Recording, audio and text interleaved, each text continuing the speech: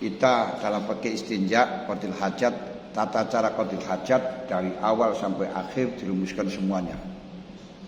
Kita bisa merumuskan di sana tidak diperbolehkan kencing pada lubang yang bahasanya leng. Tidak boleh kencing di tempat yang teduh yang biasa digunakan untuk tempat yang teduh di waktu musim kemarau. Tidak boleh kencing pada air yang sedikit rokidan jarian kana au rokidan. Tidak boleh pada air yang rokit walaupun kasiron malam yatabahar. Nah, ini kita merumuskan dari awal sampai akhir itu tugasnya S1. Kalau belum sampai mampu merumuskan semacam itu nggak bisa ikut pada S2. Ya masih mengulangi S1 lagi. Nah, kemudian setelahnya itu kita rumuskan maksud daripada dilarang kencing di bawah dilarang kencing pada air ini adalah mencemarkan tempat umum, mencemarkan tempat yang menjadi hanya orang lain, orang banyak. Maka kalau punya sendiri gak masalah, cuma haram min hasyutatiul mal li ghairi qaratin syar'i. Nah niki. Nah, lalu tidak boleh mengganggu ketentraman orang sehingga tidak diperbolehkan untuk kencing di tempat yang teduh. Nah nanti di dalam program dokter bikin fikih hadharah dilarang untuk mencemarkan sungai dengan membuang sampah, membuang teletong dan lain sebagainya. Ini program dokter dengan analisis tesis yang didapatkan dari S2 dan dari rangkuman skripsi dari S1. Makanya semakin tinggi di dalam pendidikannya, ya semakin tinggi dalam analisisnya. Tetap satu pelajaran, satu mata pelajaran tetap dari Wahyu Alimul Kitab, cuman beda di dalam analisisnya, beda di dalam penelitiannya. Bisa paham? Makanya kalau di dalam pelajaran fikih muwatonah ini nanti jangan tanya tentang muradnya, kesimpulannya, itu bukan. Tapi kita meneliti dari ajaran-ajaran yang sudah ada, yang sebenarnya ajaran-ajaran itu sudah dirumuskan di dalam S1. Saya fikih muwatonah sudah rampung di dalam S1, tapi kita cara mengembangkan, cara meneliti, mengkaji dari apa yang ada di dalam S1 itulah nanti tugasnya dari S2 itu. Nah, nanti tugasnya D3 merumuskan apa yang belum ada di dalam S1 itu baru doktor. Makanya seperti fikih muwatonah itu belum pernah ada, tapi terus dirumuskan di Lirboyo ini sebenarnya tugasnya doktor. Maka yang bikin itu sudah tingkatannya doktor walaupun tidak punya titel, nah. Doktor Maknan. Niku fakih malam itu kan. Terus seperti tataran sholat Jum'ah dari awal sampai akhir untuk fikih Jumat. Ini urusannya S1 yaitu dari bangun tidur sampai berangkat sampai pergi ke masjid dan seterusnya itu tugasnya S1. Terus diteliti. Termasuk ada diperintahkan mandi sebelum diperintahkan mandi ketika akan Jumat. Dalam kesunatan mandi itu semuanya dirumuskan ketika akan sholat istisqa, ketika akan sholat id, ketika akan ikhram diperintahkan mandi. Ini S1. S2 meneliti kenapa kok diperintahkan mandi, kenapa kok diperintahkan wudu. Loh, ini artinya wudu itu untuk menghadap kepada Allah dalam keadaan ibadah, menunjukkan kesuciannya Allah, bahwa orang tidak punya wudu saja tidak boleh mendekat. Ini berarti sucinya Allah, berarti kita harus suci tidak hanya dalam masalah hadas, tapi harus suci dari perkara haram. Dan menunjukkan harus suci zahiran wa batinan. Dalam zahirnya harus suci dari najis.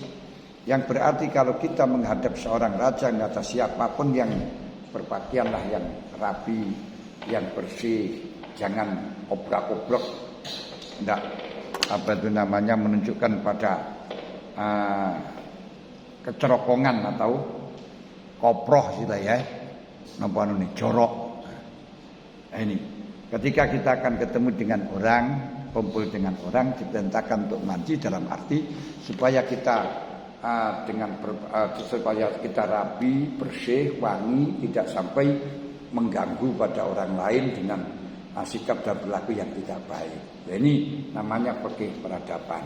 Dan ini nanti yang merumuskan itu doktor. Kita hanya menelitinya dari S2 itu hanya dalam tesisnya meneliti karena ini. Nah, karena ini juga perlu diteliti dengan dalil-dalil lain, buktinya ini. Baru nanti dalam dokter berarti akan rumusan berpakaian rapi ketika menghadap raja, ketika bertemu dengan masyarakat harus berpakaian rapi, itu harus bersih lingkungannya, bersih pakaiannya, bersih tempatnya. Makanya dosennya kelas harus bersih. Nah, ini nanti tugasnya bagi peradaban, perumusan semacam ini tugasnya dokter.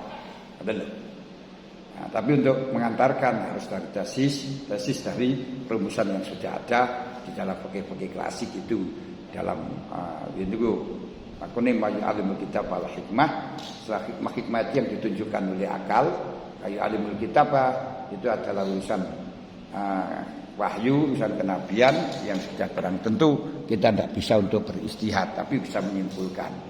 Dari kesimpulan di tesis diteliti akan timbul ilat-ilat yang bermacam-macam, terus nanti akan dijadikan pijakan untuk merumuskan rumusan baru yang semuanya berdasarkan dengan dasar empirik, dengan dasar penelitian. Nah, makanya syukur kalau nanti di dalam S2 ini tidak hanya sekedar meneliti tapi bisa membuat rumusan baru. Wah, luar biasa. Nah, makanya dokter itu bukan baca kitab tapi harus bisa membuat kitab. Bisa membuat kitab. Nah, kalau itu namanya S1 Hujatul Islam misalnya. S1 ini berarti harus bisa merumuskan, menyimpulkan. Bukan bisa muroti enggak, tapi bisa merumuskan. Bisa merumuskan. Menyimpulkan. Nah, ini S1. Nah, S2 bukan bisa menyimpulkan tapi bisa meneliti permasalahan kenapa dan mengapa. Oh, ini berarti memberi pemahaman ini, berarti harus seperti ini. Tugasnya S2. Kalau kita mengaji Al-Quran, misalnya di dalam Anwa'il Qur'an malaikat ini ja'ilun fil ardi khalifah. Kenapa? Itu di dalam dramatisnya skripsi itu menuturkan dari awal. Allah Ta'ala telah mengatakan kepada malaikat, saya akan menjadikan makhluk di bumi sebagai khalifah, yaitu Nabi Adam dan seterusnya sampai Z, dari A sampai Z, cerita deskripsi. Ini namanya skripsi. Diskursus atau istilahnya tasawur, kalau di dalam tasawur. Nah, kemudian di dalam S2 ini meneliti dengan ilat-ilat yang ada. Saat di kursus kesimpulan tadi diteliti. Oh, kenapa? Oh, ini menunjukkan bahwa Allah Ta'ala yang begitu alim, Allah Ta'ala yang begitu mulia, dan malaikat tidak ada bandingannya. Tapi kenapa Allah Ta'ala kok masih bilang kepada malaikat? Berarti ini mengajarkan kepada kita agar supaya tidak meninggalkan musyawarah kepada orang yang bawah pun. Itu terus nanti di dalam program dokter pentingnya adanya musyawarah dengan dasar ayat niki ngoten lho. Tapi setelahnya ada tesis tadi. Paham enggak? Yes, ini sementara mukadimah yang nanti akan kita kembangkan di dalam pelajaran fikih muatonah. Dan insya Allah fikih muatonah itu ada pertemuan sebanyak 7 kali 1 tahun.